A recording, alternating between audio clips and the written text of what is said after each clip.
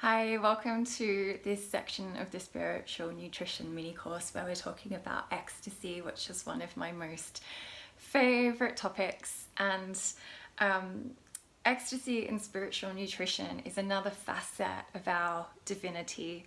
So when we are in these mystical divine planes, there are many facets that we can experience of divinity. I do like to think it as like a diamond that has these different lights and shine light in different ways. And so in the last video, we were speaking about love and digesting that divine love in the meditation process. And another facet of our divinity that we often experience is this feeling of divine ecstasy, which is also known as non-causal ecstasy, because there is nothing outside of you that is making you feel ecstatic. It's your inner technology and your inner connection and nothing else.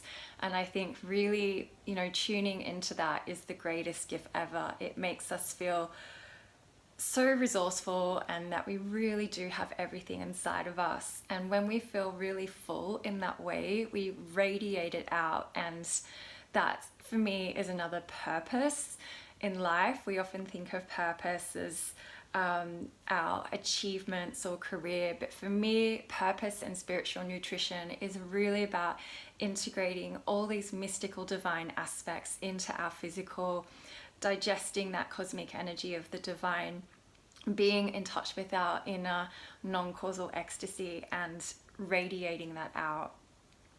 So the non-causal ecstasy, it is something that we can't actually make happen.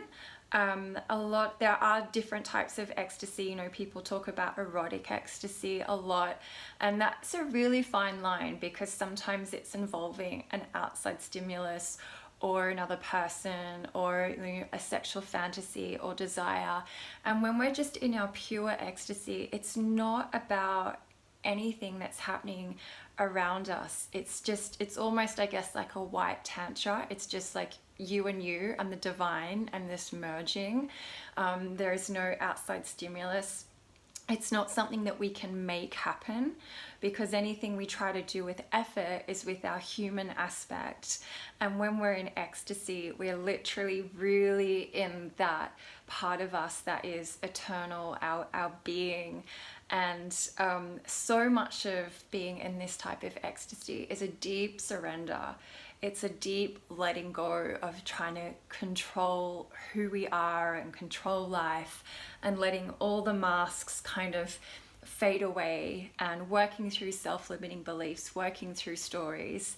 And the analogy that I give is that ecstasy is like a flower bed, and what we can do is really to cultivate the soil, pull out the weeds of our self-limiting thoughts and pull out stones that might be blocks to us feeling ecstasy. And when that's cultivated and when the sun shines on it, which is our attention and energy, that makes the perfect situation for flowers to grow and bloom, and that is our ecstasy.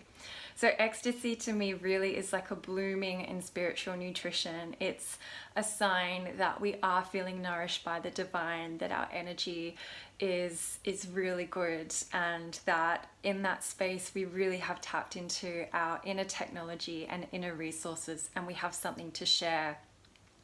So that is the process of nutrition, this sharing information, sharing and receiving information. And when we're in a state of ecstasy and we're able to radiate that out, which I share about in my ecstatic living course, I feel like that is our highest purpose in many ways. We're just really living in the moment, and we're feeling the exuberance of being alive and radiant.